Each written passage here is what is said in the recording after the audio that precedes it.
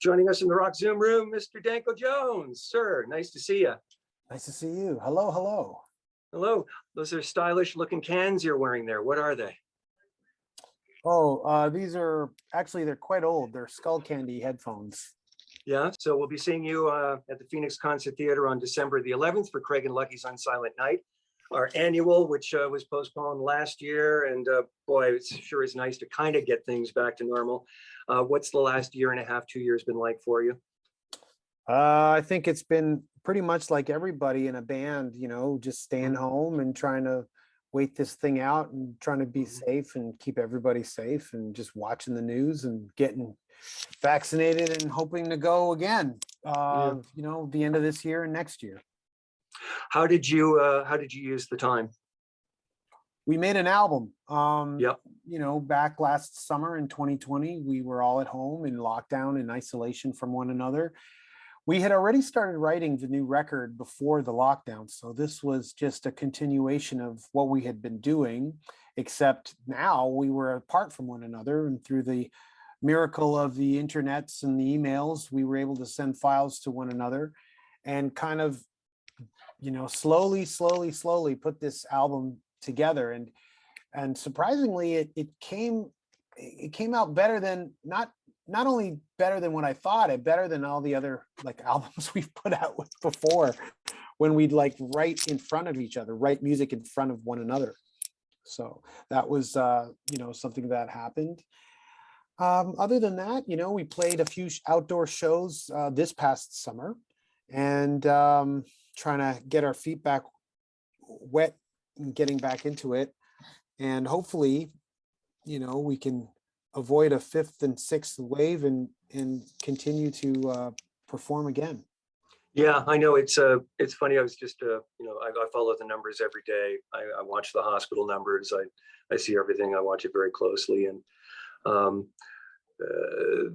the fourth wave, I guess, peaked back in early September and started to decline. We've had a bit of an ascendance in new cases over the last 2 or 3 weeks.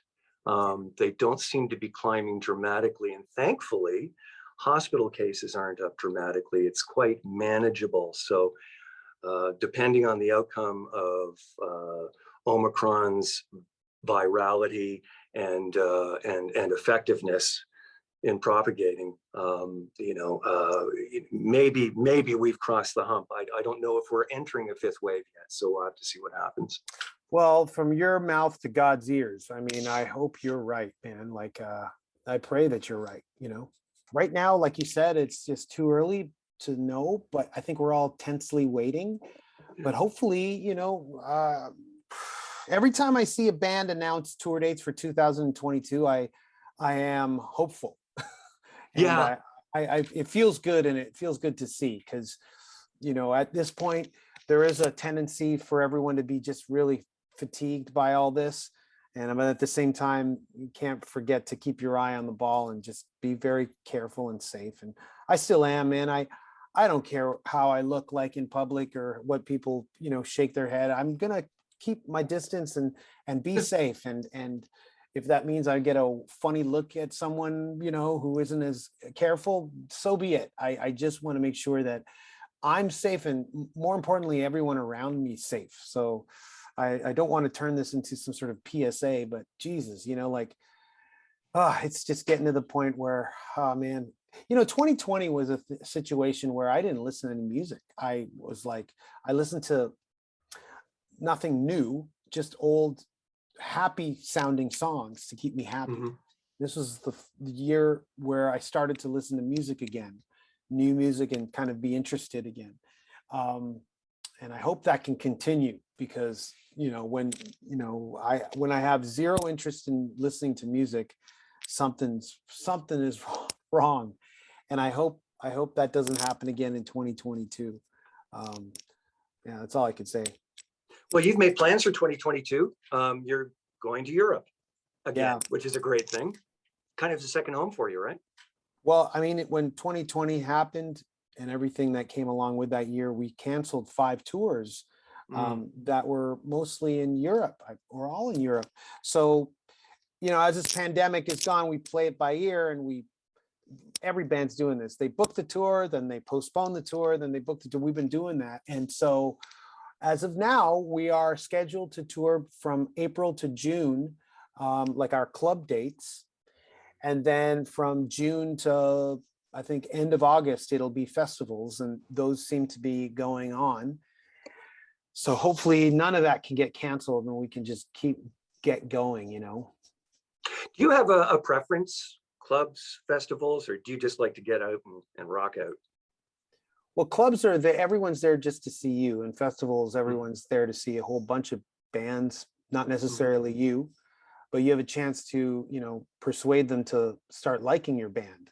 And plus, backstage at a festival, depending on how it's curated, you end up, I've met so many bands that, you know, I've become good friends with from being booked on the same day of a festival, you know, in 2003, and we're still, you know, friends to this day, or something like that.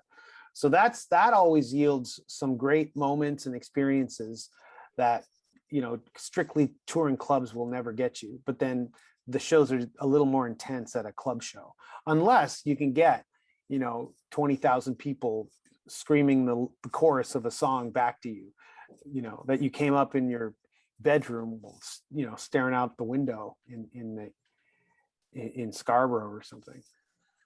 Are you from Scarborough? I grew up in Willowdale and Scarborough. I was in Willowdale till I was 11, and then I was in Scarborough till whenever. What school did you go to?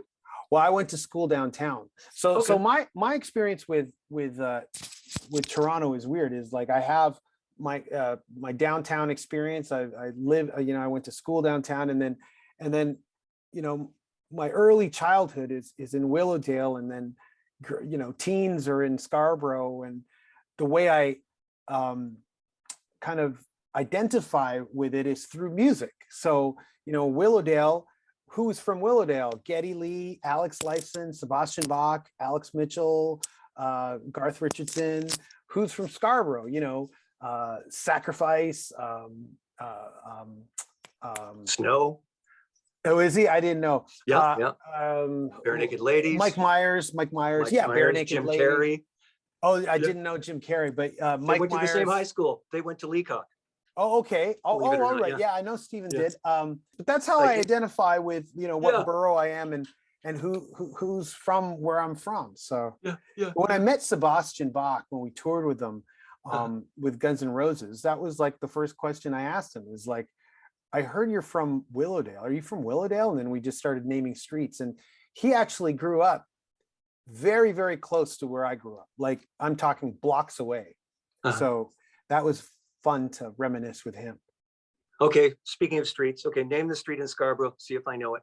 Well, I lived on Seagrave,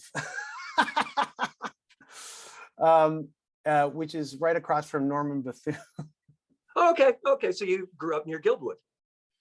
I guess so. You know who's from that area now is Ricky Tilo, and Ricky's a guitar player for Lady Gaga, and so he grew up on that area too. So kind of cool how we all kind of keep an eye on each other when we're out there. So yeah. Well, I grew up in Guildwood, so I always love to hear of people who grew up in Scarborough, or at least spent some time there. But Bethune was a high school that opened up, I think, after I graduated from high school. So. Oh, I see. Yeah. Okay.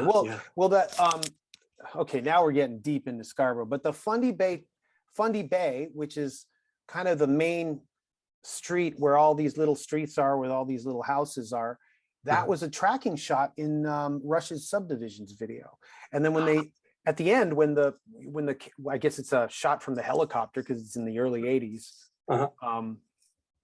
That is the area I grew up in.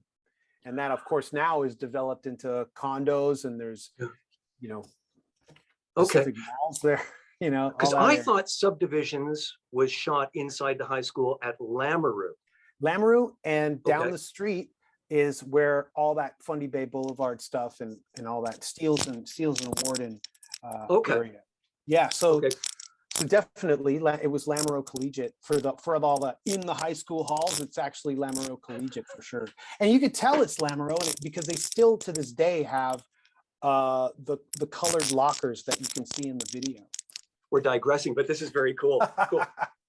A fellow Scarberian. That's great. Yeah, I mean, I consider myself I don't know what you call it, a Willowdalian and a Yeah, North okay. and a Scarberian, because we did an album with Garth Richardson, a Rock Supreme, our last record, not our current one. And we not only found out that we were both from Willowdale, I mean, we grew up blocks away from each other, blocks. So, you know, looking out of the apartment building that I grew up in, I looked directly out of the school that Garth went to, and he was probably going to that school when I was looking out the window and looking at all the big kids, you know, going to school. Yeah, yeah. Wow, this is crazy. I mean, I didn't know we'd be ending up talking about Toronto suburbs. One more thing about your schooling. Did you go to an alternative school in downtown Toronto? No, I went to You an didn't? all-boys school. No. Oh, okay. It's good fodder, and it breeds, I think, someone to rebel and do something completely different, at least for me, my experience. But yeah, so that's my experience. Your experience as a student, did you always see yourself choosing a career path as a musician? No, I actually went to film school, and during the pandemic, I actually was able to get my bachelor's. They sent it in the mail because the graduation was canceled in June for obvious reasons. I really wanted to go, but you know, literally ran away and joined the circus, the rock and roll circus. So I was never able to complete my degree. And so when we were on tour in 2019, I had this really I had this thought where I was really bothered by the fact that I haven't gotten it yet. So when I came home from tour, I went and I talked to, you know, advisors, and I was all ready to enroll. It's a long story, but anyways, I got my bachelor's. Congratulations. Good for Thank you. you. I caught myself, and I was like, my God, does anyone want to hear this long story of you going back and talking to an advisor? So don't worry about it. Well, that's why we're talking, so we can learn more and Right. get more acquainted. Right. I love the new single, by the way. Ship of Lies is so fat. Yeah, I actually, I really like it too. It's my favorite part is the guitar solo. As simple and short as it is, I'm really proud of that solo, because it just kind of, I think, you know, I've always been very critical of my own guitar solos, because I've always felt they were just, you know, I just didn't have enough time. And working on an album during the pandemic, you have nothing but time.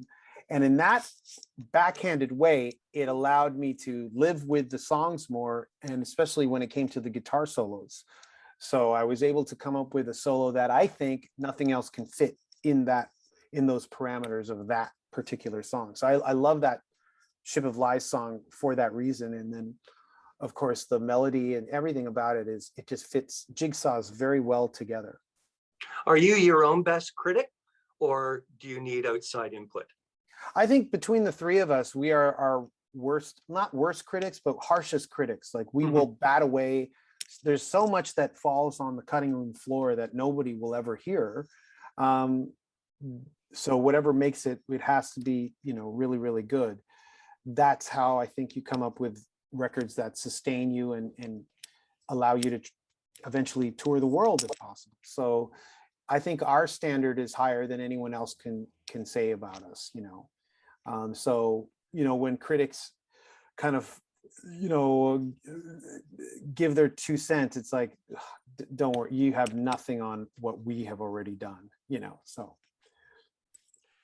25 years, your silver anniversary. I remember when my parents celebrated their 25th wedding anniversary, and I thought, wow, Danko Jones, 25 years. Well, it kind of sneaks up on you. You know, I've been too busy. We've all been just too busy touring and not really thinking about it at all. Really, someone told me it was like 23 years, a couple of years ago. I think, around the time of the pandemic. And I was like, oh, wow, that's kind of longer than I thought. And of course, when we hit 20, we kind of celebrated that. But 25 years is actually, that's a pretty heavy number to celebrate. So we figured, yeah, let's do that. And on social media, I've been posting old photos that kind of have stories behind them, and they just run the gamut. But if you started a band 25 years ago, social media wasn't as sophisticated as it is now. So it's too bad there isn't as many like selfies and photos from back in those days as you can get now. So we weren't even thinking about that. I never thought to bring a camera. I think JC brought a camera on a few tours, so we have some memories of it. And they were always just like cheap cameras that we could, buy, like disposable cameras or whatever. So those are what, remain from those early days. So yeah, when you're around for 25 years, yeah, there's some things that you forget about as well. Now, I remember when the Stones were celebrating their 25th anniversary, and people were asking them, do you think you'll be around doing this in 10 more years? Well, 35 years later, I mean, not to sound like somebody asking a silly question, but can you see yourself doing this in 25 can you see yourself doing this for 25 more years? Yeah, for the very pragmatic reason that there's no skills left. Like, this is all we can do. I mean, I've been doing this for 25 years to the point where any skill that I had 25 years ago has receded to the back. I don't know how to do anything that I went to school for. I've been doing this all this time. So, I think that's kind of forced the issue that's the only thing, that I can do for me personally. So I will say yes. Yeah. Don't sell yourself short, because there's so much that you've learned in the last 25 years that you can't learn anywhere else. And that if and when you decided to, give it a break for a little while, I'm quite sure that you would have a heck of a lot to offer. Well, thank you. I mean, but my problem is I don't really know how to do all that stuff. It's a long-winded answer I have, but I'm not the best at finding work. I just do this because I've always wanted to do this since I was a kid. So it's not as if I can fashion a job or network, or I'm not a good networker. JC's he's better at that than I am. I'm just the guy back in the back, quiet, waiting to get on stage and yell my head off, and because I've been quiet for all this time. So that's basically my lot. So I that's how I see it. I'm probably wrong, but at the same time, it keeps me focused, having that mindset as well. This is the only thing you can do, so you might as well do a good job. That's kind of, maybe I'm just tricking myself to play good shows. I can guarantee you know more than you think you do. Thank you. So December 11th, Phoenix Concert Theater. It'll be nice for you to get back on the stage there. It's been a while. I haven't been down there in 2.5 years. And then you're going to be out in Oshawa on December the 18th, the following week at the Biltmore as well. So that'll be our last show of the year and our sixth club show of the year. Our sixth show and our last show. Sixth club show of the year, last show of the year in Oshawa. It'll be a lot of fun. I think we've, when we played these shows in the summer outdoors for these festivals, we were all very excited to do it. And I noticed that I was sad when the set came to an end, which I'm usually not, because I'm so spent by it. I'm ready to go to bed. But I mean, because we had been home for so long, I still had all this energy to we can keep playing. Why is it over? So hopefully that energy translates to a smaller stage in front of a smaller crowd, but more intense of a crowd in this month. And I think, not that you would have prior to the pandemic, but you take less things for granted now, like we all do. Oh, absolutely. Yeah, I think everybody's kind of reevaluated not just, themselves or their lives. I mean, their surroundings too. I mean, for me, I moved during the pandemic, and I was shocked at the amount of crap that I kept. Mm. I have been selling off my record collection quietly, or I've said this in interviews, but I've been selling off my record collection, and that's one of the reevaluating things. And people are just like, well, what's most important? And I think music is very important, but at the same time, I don't know. I'm trying to just, not be so precious with things, and I think that's what the pandemic has forced me to look at, is just how precious I used to obsess over an album if I don't have it or not. And I've started to just kind of change my outlook on that as well. So, and that's only from the pandemic. So yeah, you kind of reevaluate and take into account what's important. And I think what everybody has realized is health is most important above all, and to be safe and to be healthy. That's what's made us, and whatever it takes to be like that, physically and mentally. There's definitely a reevaluating. Here's to another 25 years of Danko Jones and thousands more live dates, lots of records, lots of streams, health and wellness for all. And to you as well. And I just hope you have a great holiday and enjoy the end of the year. And like, from what you said earlier to God's ears again, 2022 is even better than 2019, because let's be honest, 2020 and 2021 have sucked the bag. Danko Jones, thanks for joining us in the Rock Zoom room. Thank you.